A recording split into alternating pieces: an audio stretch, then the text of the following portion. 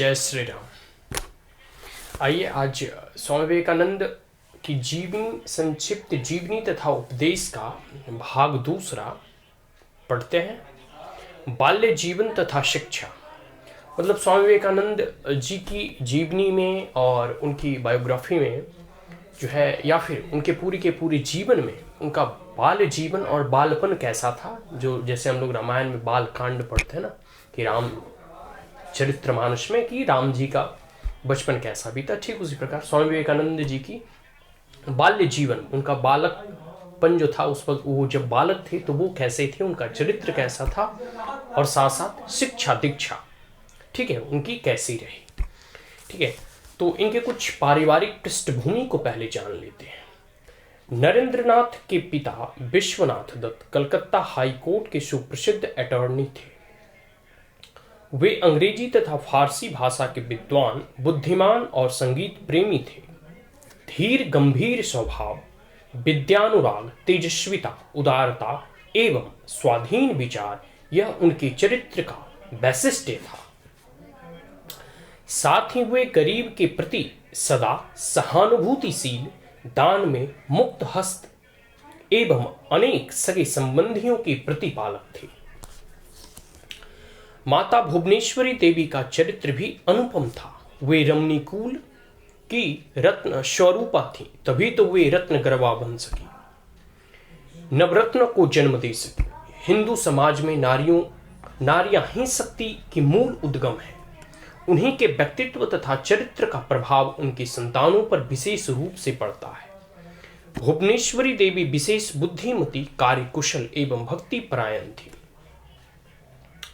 अपने मधुर स्वभाव के कारण वे सबकी प्रिय थीं। देवी देवताओं के प्रति वे श्रद्धा परायण थी तथा भक्ति पूर्वक पूजा अर्चना आदि किया करती थी।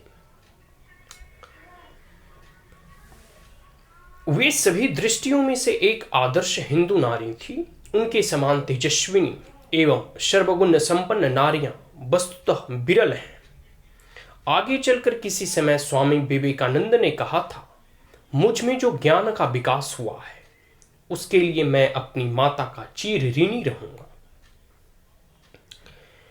शैशव से ही नरेंद्रनाथ में असामान्य प्रतिभा एवं अदम्य शक्ति के चिन्ह दिखने लगे थे। रोज रात को सोने से पहले किसी वृद्ध आत्मीय के मुख से मुक्तबोध व्याकरण के सूत्र सुन सुनकर उन्हें वह प्रायः पूरा ही कंठस्थ हो गया था। माता के मुख से सुनकर रामायण तथा महाभारत के कई अंश बालक बड़े सुंदर ढंग से दोहरा पाता था। बाल्य अवस्था से ही वो बड़ा मेधावी, बुद्धिमान, निर्भीक, साहसी और मित्र प्रिय था। वह श्रुति स्मृतिधर भी था। एक बार जो पढ़ता या सुन लेता वह सदा के लिए उसके स्मृति पटल पर अंकित हो जाता। अद्भुत क्षमता संपन्न राम भक्त महावीर हनुमान बालक नरेंद्र के जीवन दर्शन के प्रतीक थे। इसलिए आगे चलकर उन्होंने बल्य, वीर, साहस और पवित्रता के जीवंत व्यग्र स्वरूप हनुमान जी की पूजा जड़ निद्रित भारत के घर घर में प्रचलित करनी चाही थी। शैशव से ही नरेंद्र के नटखटपने की कोई सीमा नहीं थी। डराने, धमकाने और डांट फटकार के बावजूद उसे रोकते नहीं बनता था। चंचल बालक को गोद में लेकर माता कहती, काफी सिर धुनकर शिव जी से एक पुत्र मांगा था, पर उन्होंने भेज दिया एक भूत। उत्तर काल में स्वामी विवेकानंद की पाश्चात्य शिष्याओं को नरेंद्र के बचपन की शरारतों की कहानी सुनाते हुए वृद्ध जननी भुवनेश्वरी देवी ने सगर्व कहा था, अरे तुम्हें क्या बताऊं, उन्हें संभालने के लिए तो महारियां आठों पहर उसके पीछे पीछे घूमा करती थी। फिर बचपन से ही नरेंद्र में ध्यान प्रणायता भी दिखाई देता था। वह मानो उसका सहजात संस्कार था। एक दिन वह साथियों के साथ खेल खेल में मकान के तिमंजिले पर शिव जी की मूर्ति के सामने ध्यान करने बैठा। थोड़ी देर बाद एक बालक सांप सांप कहकर चिल्ला उठा। साथ के सभी बालक दरवाजा खोलकर निकल भागे, किंतु नरेंद्र ध्यानमग्न बैठा रहा। कुछ समय बाद सांप अपना फन समेट कर चला गया। बहुत ढूंढने पर भी उसका कोई सुराग नहीं मिला। बाद में यह सब सुनकर नरेंद्र ने कहा था, मुझे तो कुछ भी पता ही नहीं चला। दक्षिणेश्वर में श्री रामकृष्ण देव ने एक दिन कहा था, नरेंद्र ध्यान सिद्ध महापुरुष है। जिस दिन जान जाएगा कि वह कौन है, उस दिन से वह इस संसार में नहीं रह सकेगा। दृढ़ संकल्प के बल पर उसी क्षण योग मार्ग से शरीर त्याग देगा। 6 वर्ष की आयु में नरेंद्र को पाठशाला भेजा गया, किंतु थोड़े ही दिनों में उसे सहपाठियों से अपशब्द सीखते देख विश्वनाथ दत्त ने उसका पाठशाला जाना बंद करा दिया और घर पर ही शिक्षक नियुक्त कर उसकी शिक्षा की व्यवस्था कर दी थी। 7 वर्ष की आयु में जब नरेंद्र को ईश्वर चंद्र विद्यासागर द्वारा स्थापित मेट्रोपॉलिटन इंस्टीट्यूट में भर्ती कराया गया, तब पहले तो वह अंग्रेजी पढ़ने के लिए किसी भी प्रकार से तैयार नहीं हुआ। उसका कहना था, वह तो विदेशी भाषा है, उसे क्यों पढ़ूं? उससे तो अपनी भाषा सीखना ही अच्छा है। ऐसा कुछ महीनों तक चलता रहा। बाद में उस बालक के मन में परिवर्तन हुआ। फिर वह बड़े उत्साह के साथ अंग्रेजी सीखने लगा। कहा जाता है कि नरेंद्र ने अपनी माता के निकट ही सर्वप्रथम अंग्रेजी वर्णमाला पढ़ी थी। बचपन से ही नरेंद्र भय का नाम तक नहीं जानता था। हवा का डर, भूत का डर या ब्रह्म दैत्य का डर दिखाने पर वह हंसकर उड़ा देता। किसी ने कहा है, इसलिए उस पर विश्वास कर लेना यह उसके स्वभाव के विरुद्ध था। किसी भी बात पर जब तक उसे प्रत्यक्ष प्रमाण नहीं मिल जाता, वह उस पर विश्वास नहीं करता। स्कूल का पाठ तैयार करने में नरेंद्र को अधिक समय नहीं लगता था। मास्टर साहब पढ़ाते जाते और नरेंद्र आंखें मूंदे लेटे लेटे सुनता रहता। इसी से उसे सब याद हो जाता था। अब बचा हुआ समय कैसे बिताया जाए, अतः वह मोहल्ले के बालकों के साथ व्यायाम, नाटक आदि कितनी ही चीजों में भाग लेता रहता। खेलकूद, तैरना आदि सभी में वह प्रथम स्थान प्राप्त कर लेता। जन्म से ही वह नेता था। प्रवृत्ति काल में स्वामी विवेकानंद कहते थे, ठोक पीट कर किसी को नेता नहीं बनाया जा सकता, नेता होने वाला नेता बनकर ही जन्मता है। नरेंद्र के बाल सुलभ के नटखटपन तथा अद्भुत साहस की अनेक घटनाएं सुनने में आती हैं। वह सब तो मानो रोज की ही बातें थी। तभी तो विश्व विजयी बनकर अमेरिका से लौट आने के बाद अपने शिष्यों से विनोद करते हुए उन्होंने कहा था, मैं बड़ा नटखट था, अन्यथा क्या यूं ही सारी दुनिया घूमकर आ जाता। नरेंद्र के अंदर में जो विराट पुरुष वास करता था, उसकी सक्रिय शक्ति के प्रभाव से उनमें बाल्य अवस्था से ही महान तेज दिखाई देता था। यह शक्ति उसमें विविध रूपों में नाना प्रकार से प्रकट होती थी। केवल सप्त ऋषि मंडल के ऋषि ही नहीं, व्यास, वाल्मीकि आदि प्राचीन आर्य ऋषि, बुद्ध, शंकराचार्य आदि लोकोत्तर आचार्यगण तथा भीष्म, अर्जुन आदि सूरवीर पुरुष, ये सभी महान आत्माएं मानो नरेंद्रनाथ के भीतर एक साथ जन्मी थी। इसलिए उसके भीतर विपुल आध्यात्मिक शक्ति, विलक्षण इहलौकिक और प्रलौकिक ज्ञान, दया, करुणा, पर दुख कारता, सौम्य, मैत्री, स्वाधीनता, प्रेम, आत्मविश्वास, तेज, शौर्य, वीर्य, धीर, स्थिरता आदि शारीरिक एवं मानसिक गुणों और सर्वोपरि अति प्रतिद्वंदिता, नेतृत्व के भाव का इतनी प्रखरता के साथ विकास हुआ था। आगे चलकर उन्होंने समस्त संसार को पल्लवित करने वाली जो महान धर्म तरंग बहाई, उसके शुभ सूचना उनके बाल्य जीवन में ही पाई जाती है। बचपन की छोटी बड़ी अनेक घटनाओं और कार्यकलापों के परिणाम स्वरूप ही नरेंद्रनाथ परवर्ती काल में स्वामी विवेकानंद के रूप में परिणित हो सके थे।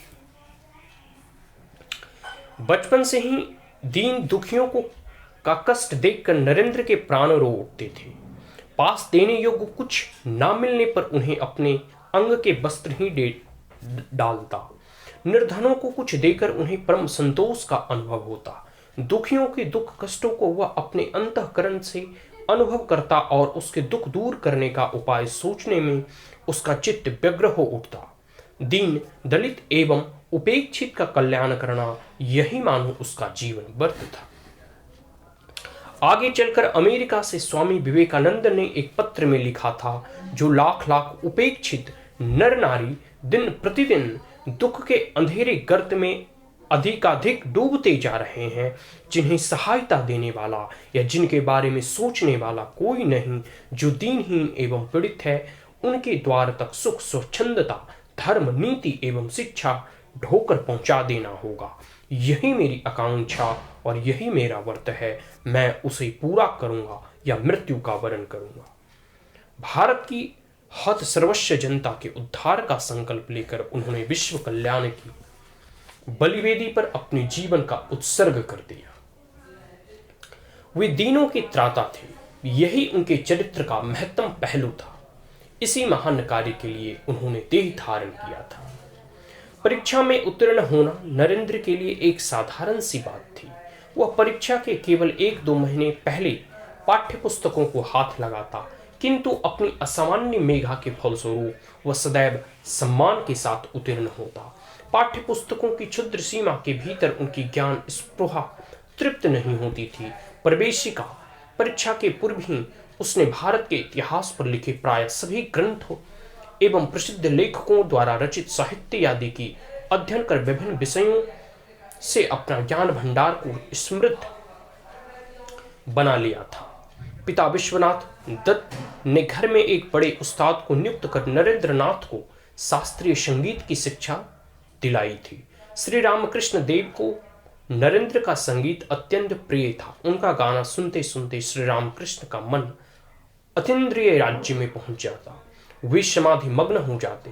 वे कहा करते, इनके अंदर जो है वह नरेंद्र का गाना सुनते ही फुफकार उठता है, अर्थात नरेंद्र का गाना सुनते ही उसकी कुंडलिनी शक्ति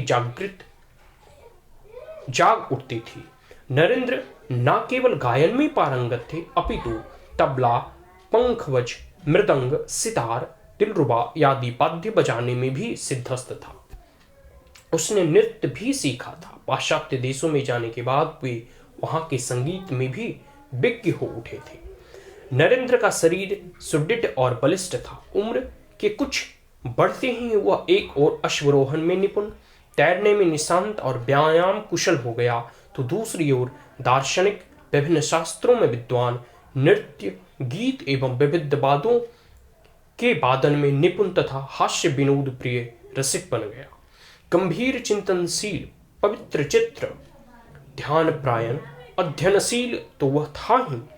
इन बहुविधि गुणों से विभूषित व्यक्तित्व के फलस्वरूप उसका सर्व जनप्रिय हो जाना स्वाभाविक ही था। मेट्रोपॉलिटन इंस्टीट्यूट में पढ़ते समय किसी कार्यक्रम के अवसर पर नरेंद्र के भीतर निहित बाग में विवेकानंद के ने स्वयं को प्रकट किया था। शाला के प्रति शौतिक वितरण के साथ ही किसी ज्येष्ठ शिक्षक की सेवा निवृत्ति के उपलक्ष्य में सभा हुई थी। सभा के अध्यक्ष थे विख्यात वक्ता श्री सुरेंद्रनाथ बंदोपाध्याय। उनके सामने खड़े होकर भाषण देने का साहस किसी को नहीं हुआ। तब सबके आग्रह से विवश हो नरेंद्रनाथ कुछ कहने के लिए उठ खड़ा हुआ और शुद्ध अंग्रेजी में आधे घंटे तक उसने बड़ी ही मनोरम और हृदय स्पर्शी भाषण दिया। भाषण समाप्त कर जब वह बैठा तो चारों ओर उनकी प्रशंसा ध्वनि गूंजने लगी। अध्यक्ष ने व्याख्यान की प्रशंसा तो की ही, साथ ही वक्ता के उज्जवल भविष्य के संबंध में भी उन्होंने स्पष्ट संकेत प्रदान किया था। ये उनका बाल्य जीवन और शिक्षा से संबंधित दूसरा अध्याय था। तीसरा अध्याय हम आपको कल सुनाएंगे। धन्यवाद।